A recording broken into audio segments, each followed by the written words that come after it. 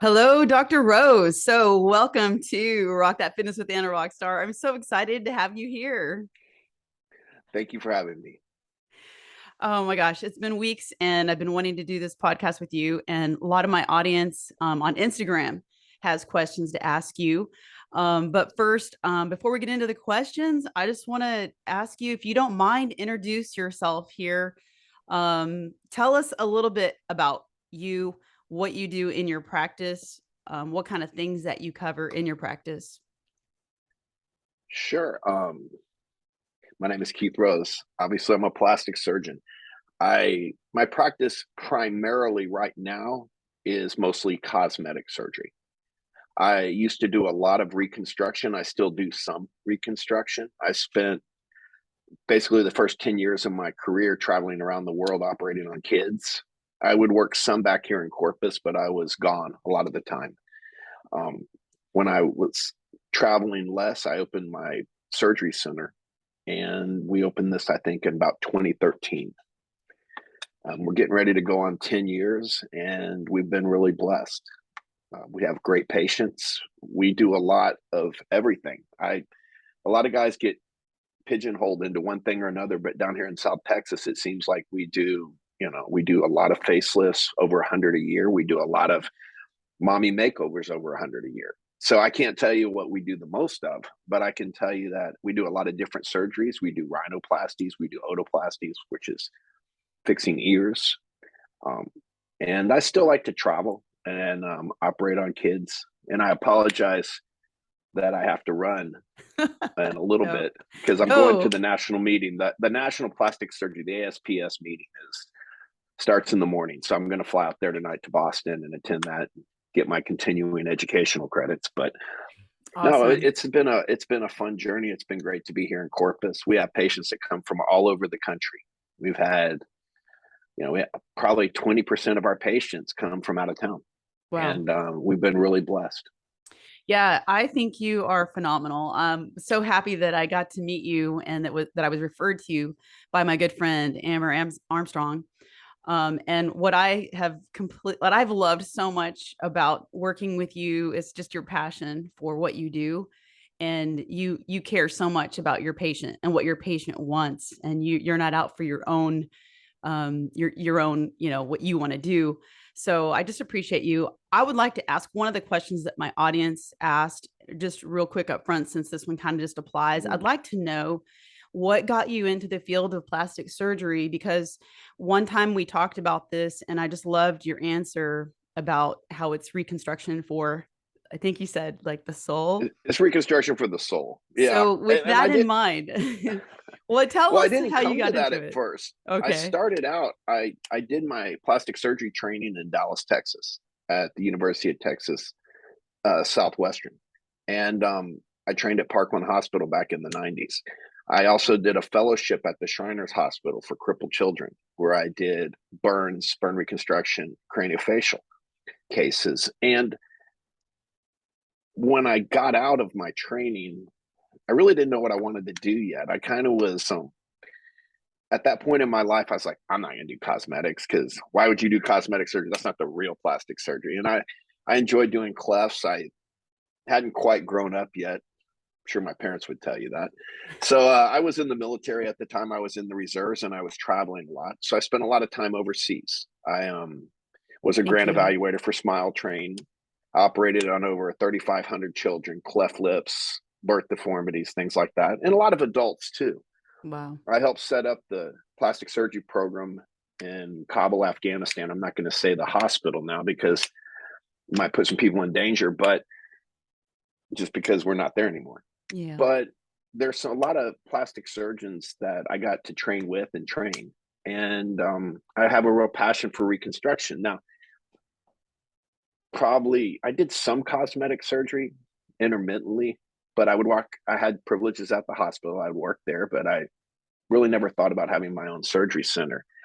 And one day my wife just sat me down and said, "Look, you need to do more cosmetic surgery." And I hemmed and hawed, and she said, "Babe, you've never had a baby. You don't know what it does to a woman's body. It's reconstruction." And it's really her term. She said, "It's reconstruction for the soul." And it got me to thinking. So Love it. I was a little recalcitrant. I said, okay, we'll open our office. We're not going to have a website. I'll just hang out a sign, and people come, they'll come. And literally by the grace of God, a lot of people came, and we built up a wonderful practice. I can't take any of the credit. It's all God's grace, and it's all my staff. As you know, we have the best staff on Yes, the planet. you I really mean, do. I am humbled every day I walk in the office because these girls are amazing, and from my anesthetist and the guys too, and they love patients, they love what they do. So when you come here, it's kind of like we get paid to do what we love. So it's Yeah. and everyone's different. Everyone comes in with a different, what we call a journey. Everyone comes for a different reason. Some people don't need surgery. They may have something else going on in their life. So I think it's real important that we sit down, we talk to the patient, we listen to them. Um, I've been blessed in my life, so I don't take it for granted.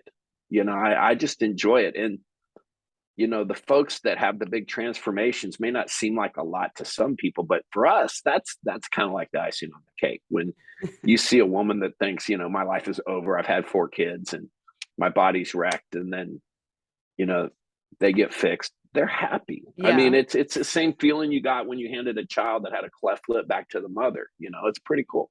Yeah, it really is. And I've learned so much from you and your staff and everything that you do. It's beyond what I expected for myself personally. Of course, I had skin removed, excess skin removed, and also had the breast implants, and just the entire experience has been surreal.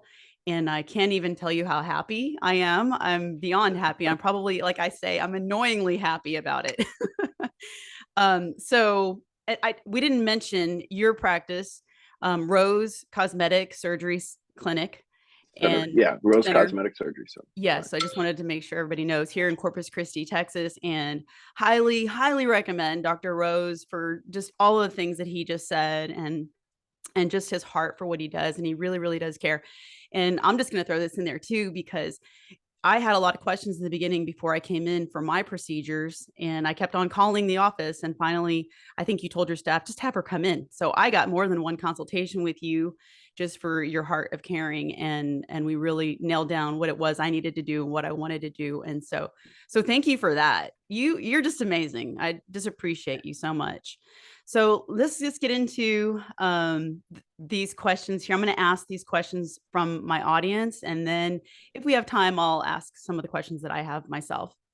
So, why do you have, okay, so one of the questions, I'm not even sure about this question, but I'm just going to ask you the questions the way that they came into me, and you might be able to understand it. This one says, why do I have a big lump of excess fat on one side of my hip? It's so awful. I don't even know what that's about. Do you have any idea? Well, a lot of times when women, as they get older or have children, they have what a lot of people term saddlebags. That's this excess deposits of fat on your hips laterally. And what it is where if you're going down the contour of the lateral side of your leg, it's just this little outpouching. Some people get it more than others. The understanding behind it is when you have children, you need that extra energy, that extra fat. Your body gets these fat deposits. And so a lot of times it's coined neurogenic fat. When you get these hormonal fat deposits, whether after childbirth or when you go through menopause, this neurogenic fat just doesn't seem to burn the same way that your fat did when you were younger. And there's a lot of studies that looked at this, and I think the general opinion is it doesn't have the same innervation in that fat. So when you exercise like you do all the time, you build up something called your basal metabolic rate, your BMR, which is you increase this amount of energy in your body, and then it goes into your body and it burns fat. If you're exercising, when you increase your lean muscle mass, that will burn fat, but this fat is innervating. But as we age, especially in women, when you get a change in their hormones, or some people after pregnancy, they just can't seem to lose this certain, quote, neurogenic fat. No matter what they do, they'll lose it everywhere else, but there's one spot they can't lose. And that's ideally what, when you do procedures like liposuction. That's what that's for. You go in, you take out that neurogenic fat. Now, the good news is once you take it, when you exercise, you seem to burn the rest of your fat a lot better. I know you've seen that picture one of my patients posted on Instagram where she got a complete mommy makeover and 5 months later won a bodybuilding competition. Oh You my know, she goodness. just melted the fat off her because she was so consistent. Yeah. And you know, I tell people that any plastic surgery is a partnership. It's, you know, I'll do my part, but you have to do yours. Right. And you know, we're up against biology, so we tend to look at the patient as a whole. We want to understand their hormone composition. Sometimes we'll send them to go to a wellness clinic and get checked out, make sure their thyroid's okay, make sure everything's good, because it doesn't do a whole lot of good to fix someone's body if they don't feel good.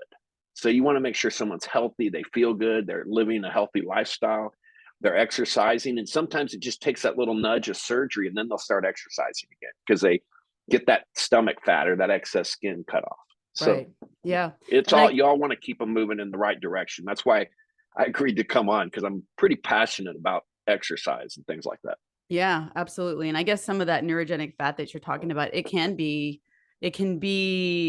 imbalanced. You can have a little bit more fat on one side than the other, from what I Absolutely. understand. Absolutely. I mean, it's not always, but absolutely. You know, I tell people I do a lot of faceless, and I tell people most people don't really look hard at their face or hard at their body. It's very, not every side of your body is not always symmetrical. Right. One side of your face will be different than the other. There's an app you can get which will take one side of your face and flip it over, and people are like, I don't look like that. And so, you know, Yeah, that's but fascinating. you know, God made all of us individually, unique, and some people, you know, women, especially breast size, things like that, one side may not be the same as the other, Right. Oh yeah, especially for after sure. kids. Right, for sure. So how long, this is a question about weight. How long should you maintain your weight before a tummy tuck? If you've lost significant You amount of know, weight and you're ready for a tummy tuck. that's a great question. And it's a question that I'm going to give you a nuanced answer, because being down here in South Texas, there are a lot of women that come in that they're frustrated.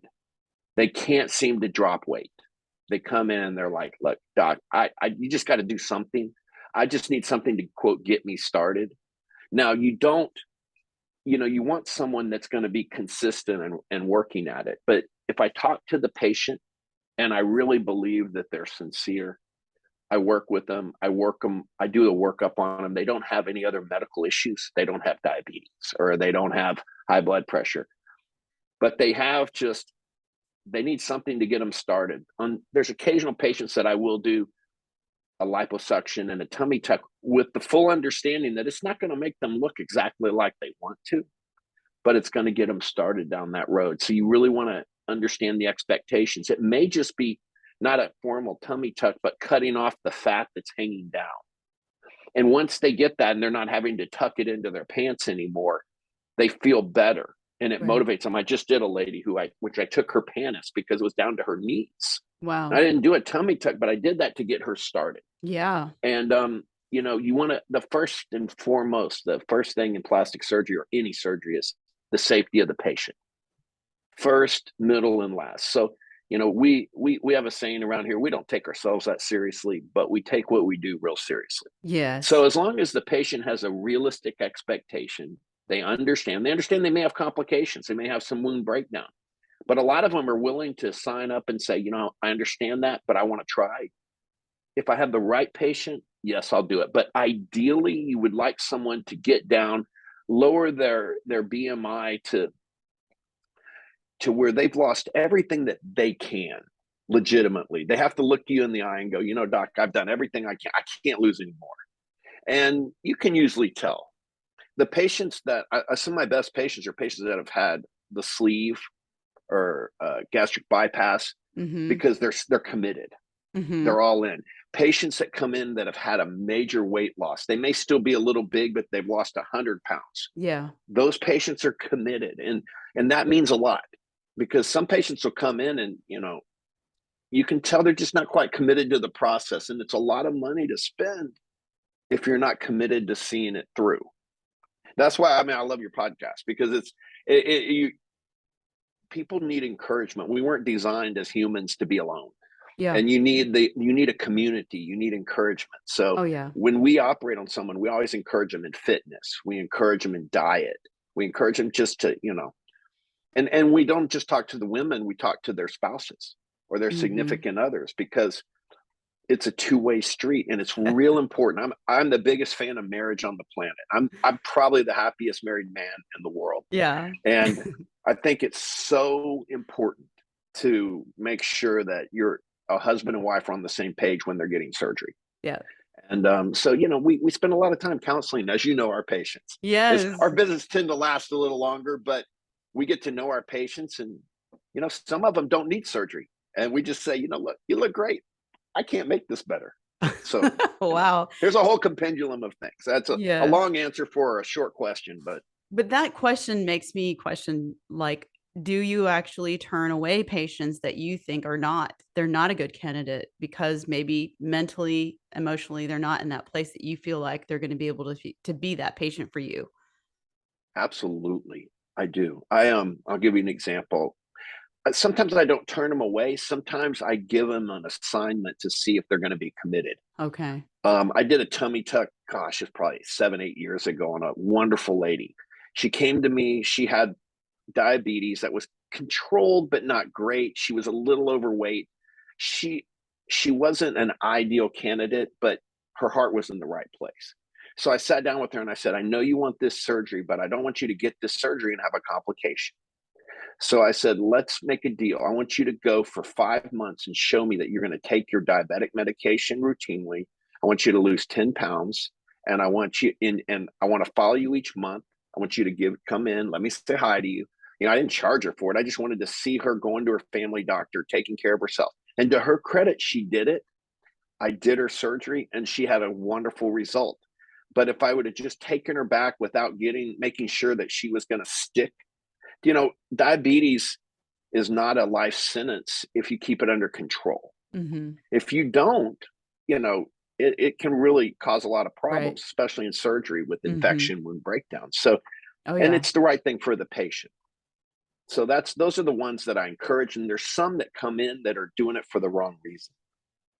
I'll have a lady come in and it's like, I know if I get this done, I'll get my husband back. Oh. Or no, or my husband's making, or my boyfriend. My Oh, boyfriend no. told me I had to come and get this done. Oh, wow. That's a longer conversation. Yeah. Wow. Yeah.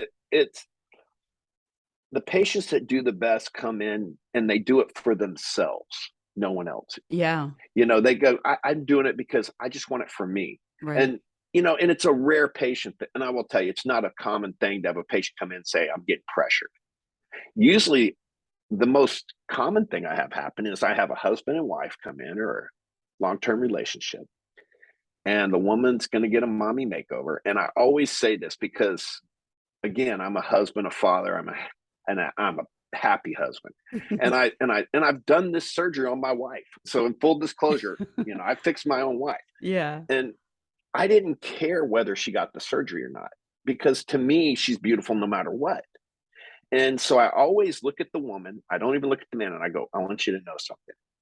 I point at their husband and I say, he doesn't care whether you get this done or not. He thinks So you're beautiful. so And true. they'll look at me and go, well, he tells me that, but I know I go, I didn't, and the guy will go, he didn't call me. I promise. It's true. It's And so you true. want the woman to know that, or the wife to know that the husband always finds him attractive. And then what I tell the husband is, she's doing it because she wants to feel, and I learned this from my patients, more like a woman. Yeah, And so absolutely. you want them pulling in the same direction. And so that way that keeps a little animosity from between the two. The husband won't sit there and think, well, she's doing this for whatever reason. And she's not thinking, well, then he's going to want to be with me after I get this fixed. It has nothing to do with that. It has to do with her wanting to feel like a woman again. And, I would say 95% of my husbands are just hugely supportive.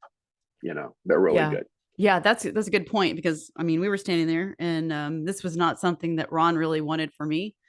Same reason, because he didn't think I needed anything, but I wasn't doing it for him or for anybody but myself. So it was quite a tension, like some tension there, because he didn't really want it.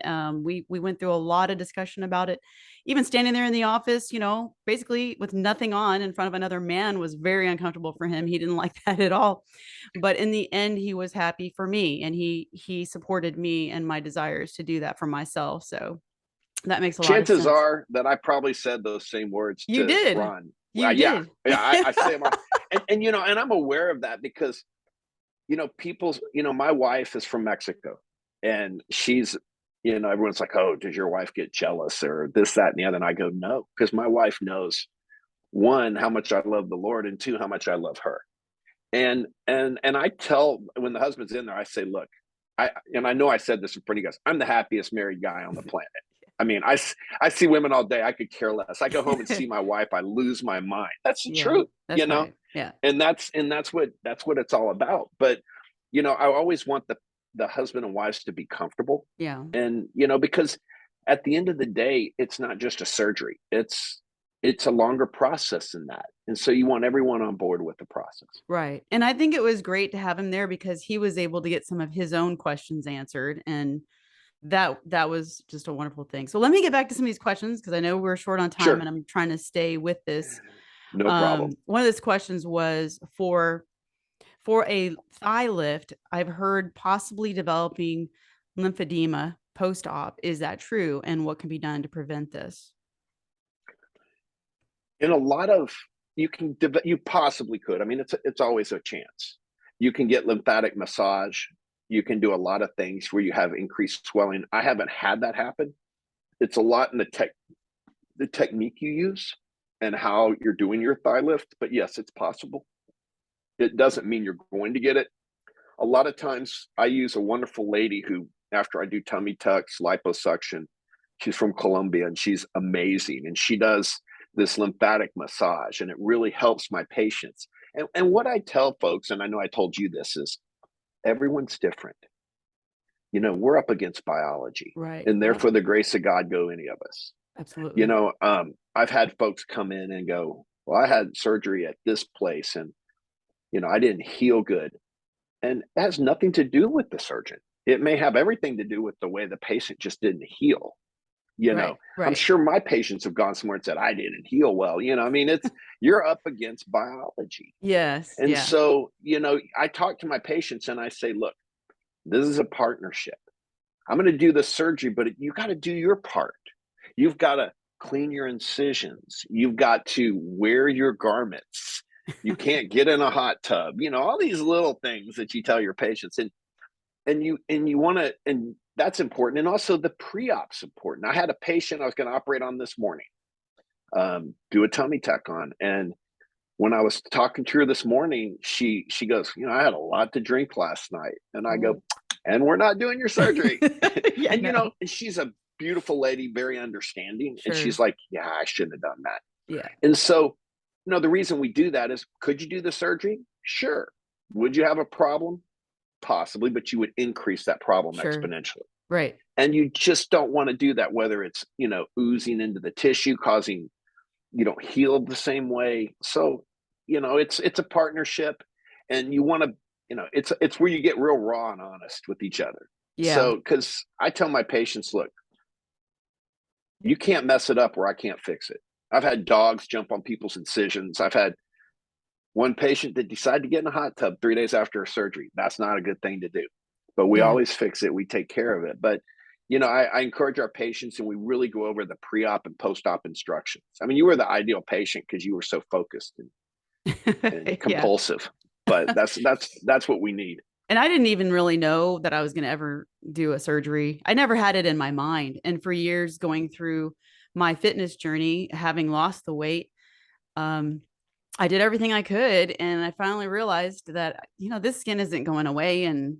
I'm at this point where I'm pretty much as fit as I'm going to get at this age and where I'm at. So I wanted to get rid of that fat. But that leads me to a question here that I think is a great question. Somebody asked this because I think that for myself, I questioned the same question. How can you tell the difference between loose skin versus fat? in that case? That's a great question. Um, a lot of times people come in and say, I don't like the way my skin hangs. Well, but it's skin with a lot of fat attached to it. So the fat is distorting the skin.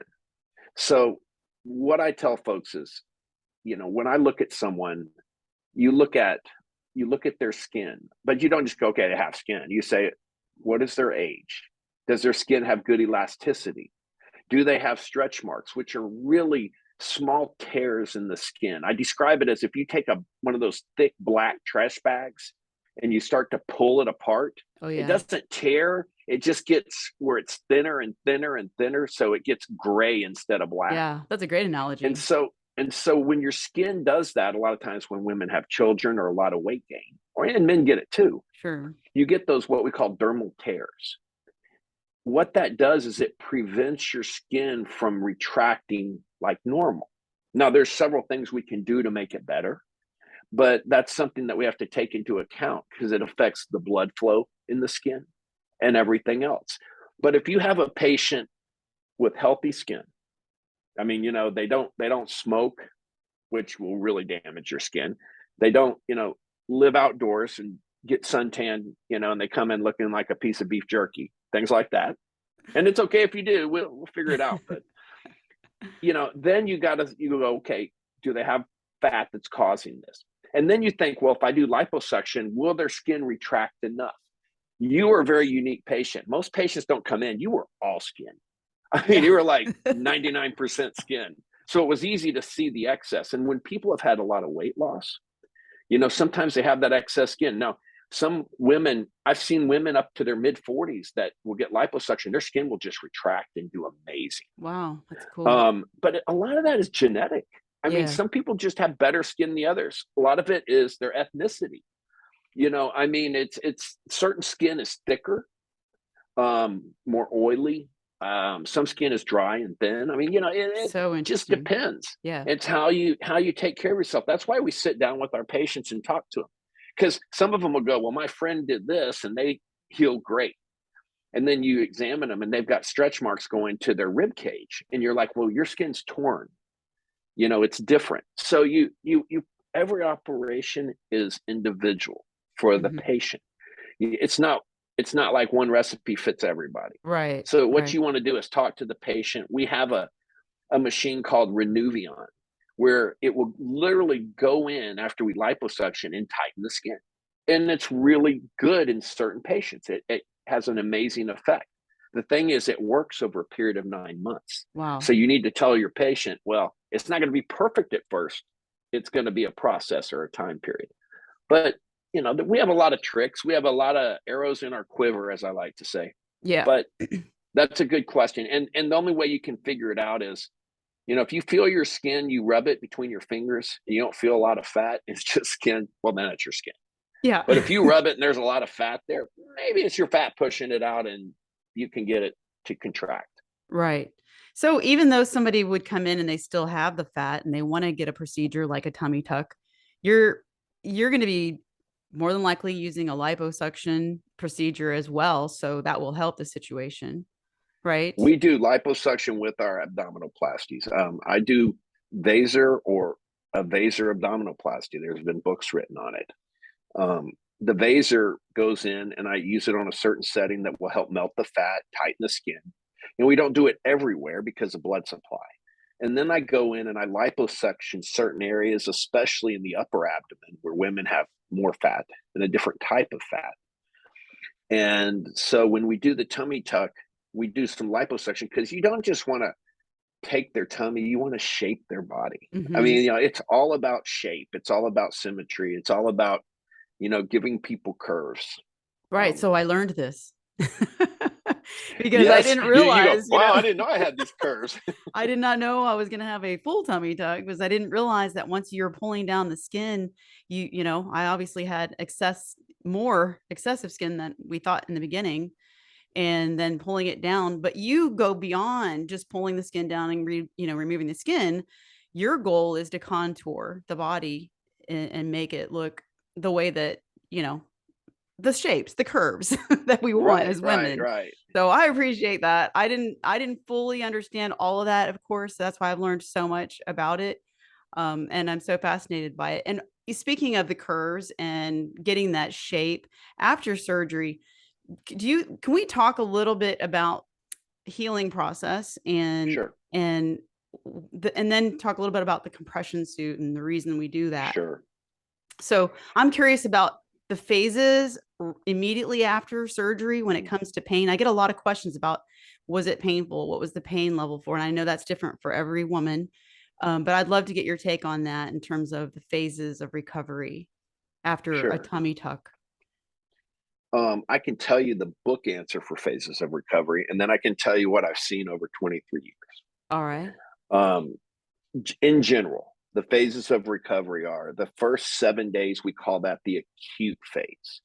Means your body realizes it had surgery and it's in the process of going, hey, what just happened? It's going to swell. It recognizes it's been injured. Big time. And I mean, it's a controlled injury, but any surgery is you're damaging tissue Right. and you're changing it. And so that period of time, it can be up to 7 days, and then it rolls into what we call the inflammatory phase. The inflammatory phase, it sounds bad. It's not, oh, wow, the inflammation. No, what it does is you dilate your blood vessels. You get a lot of histamine in the tissue, which makes the tissue swell. What the tissue's trying to do is it says, I've had my blood supply cut, so I need to get more blood to the site so that I can have healing, so it can lay down the building blocks of the healing, the collagen, the elastin, everything it needs to heal the wound. So during the first 7 days, that's the acute period. That's usually the period where people will have pain if they're going to have a lot of pain. I will tell you, I think people get more pain from the liposuction than the actual tummy tuck in my practice. Not everyone gets it, but some people do. We give you good medicine for it. But that first 7 days is usually the acute incisional pain, things like that. Then it rolls into the inflammatory phase, which goes 3 to 4 weeks. At 3 weeks, it's or really, I think it goes up to 6 weeks. And at 3 weeks, it's at its peak. I don't know if you remember, but I told you when I do a tummy tuck, I tell them at 3 weeks, you're going to think I poured concrete in your belly. You're going to literally feel like what just happened to me, because there's so much going on. You're dumping collagen in there. Your body's trying to heal it so it feels thick and hard. But then you go to the remodeling phase. Now, the remodeling phase is when the blood vessels start to regress or move back, retract, and the collagen starts to remodel and it starts to flatten out. If you think about it, think about if you have a cut and you sew it. Your first scar, it gets red and it's thick and has all these blood vessels. But over time, I mean, when you push on a fresh scar, you can push the blood out of it and see it come back into it, Mm-hmm. blanches and then it gets red again. A mature scar, that's why we sew things in like a fish mouth. So Mm-hmm. when you heal, you will contract and flatten out. And that's what happens in wound healing. We know the scars mature when we can push on it and it no longer blanches. And again, everyone heals differently. Right. It depends on the amount of elastin, collagen in your skin. A lot of times, different ethnicities will heal differently, whether you can see your scar or not. That's why we don't want people getting in the sun during that Mm-hmm. time, because we don't want them to, quote, tattoo the scar. Um, so there's a lot of different things that go on.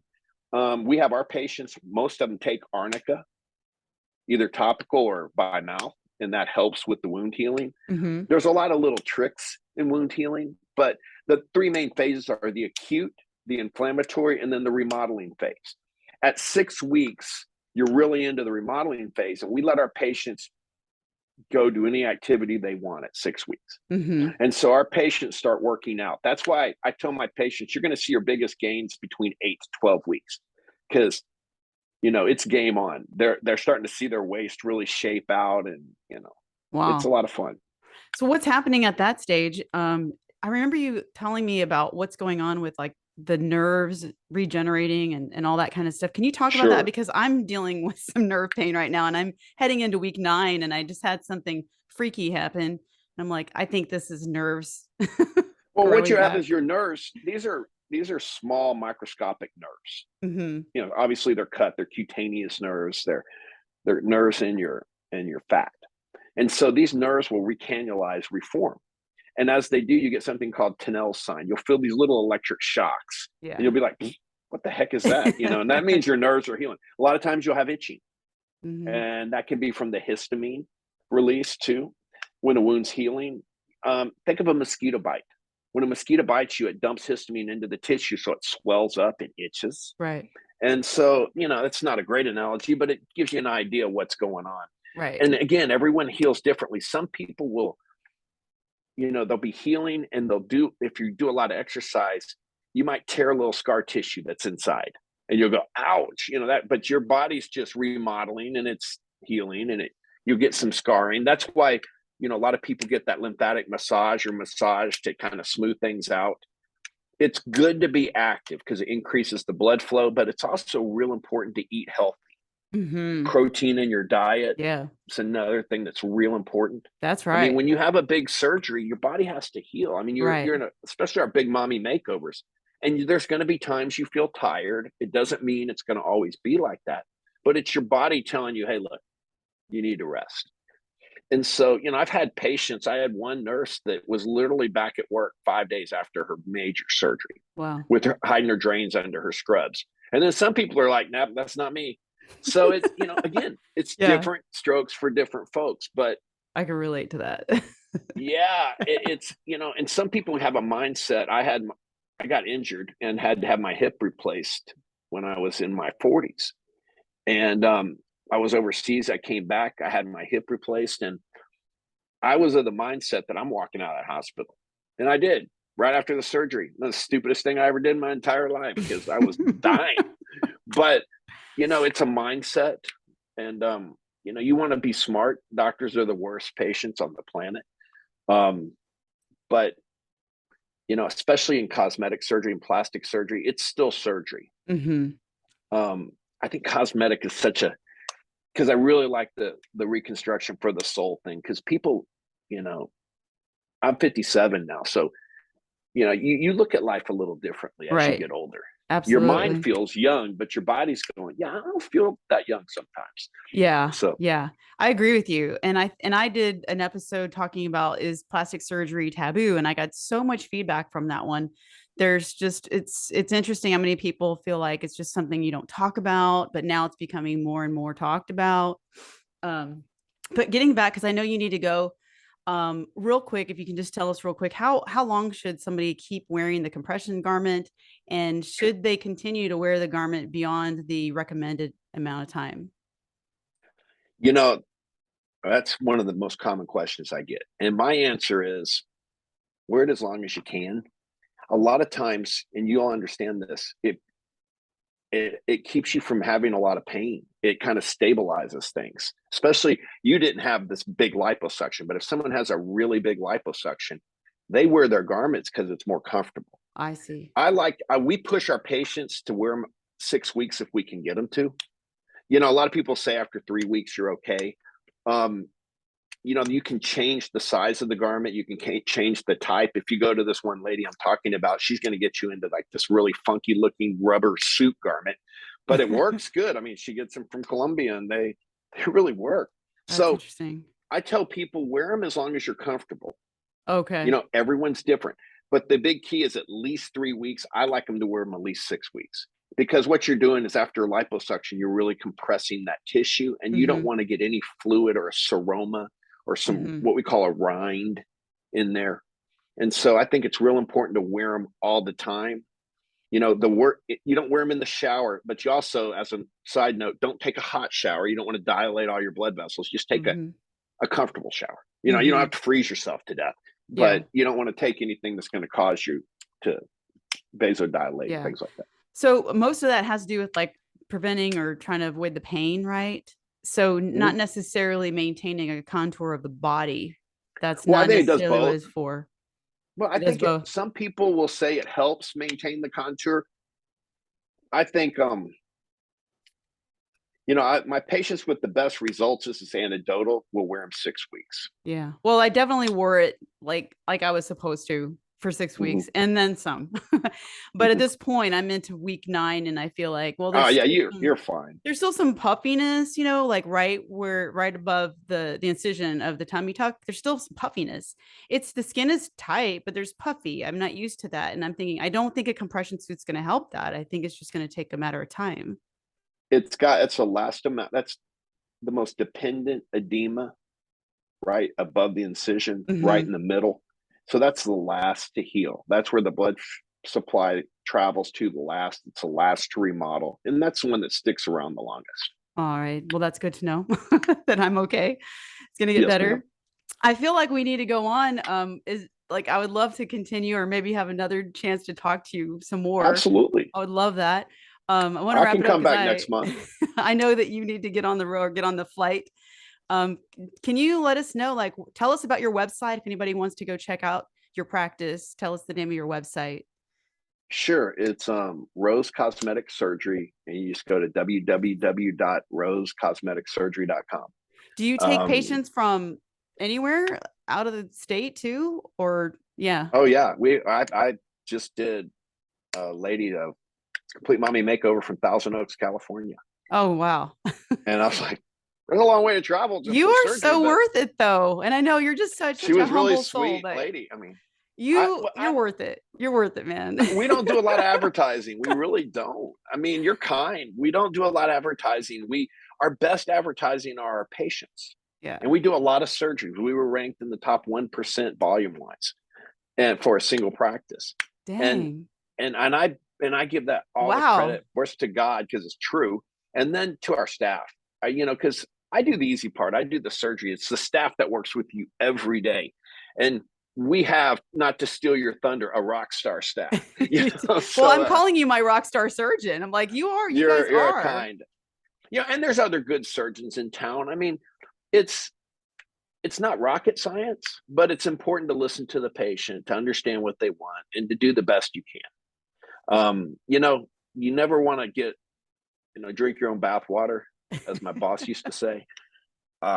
You kind of remember that every patient's different, and I still enjoy walking into the operating room every day, and so as Yeah. long as I enjoy it, I'm going to keep doing it. Yeah. Well, thank you for what you do. I really appreciate you, and I appreciate you taking the time to do this podcast episode with us. And yeah, I don't know what else to say. There's millions of questions I could go on, but thank you so much, Dr. Rose. We appreciate We'll do it you. again, and we'll do it for an hour next month when I'm back, That because I'll sounds have more great. time. And I apologize. I just wanted to make sure we got this in because Thank you've been so you. kind. Thank you. Thank you All so right. much. And I'll see you in a few weeks for my All post-op. right. God bless. Take care. Take care. Bye Bye bye. bye.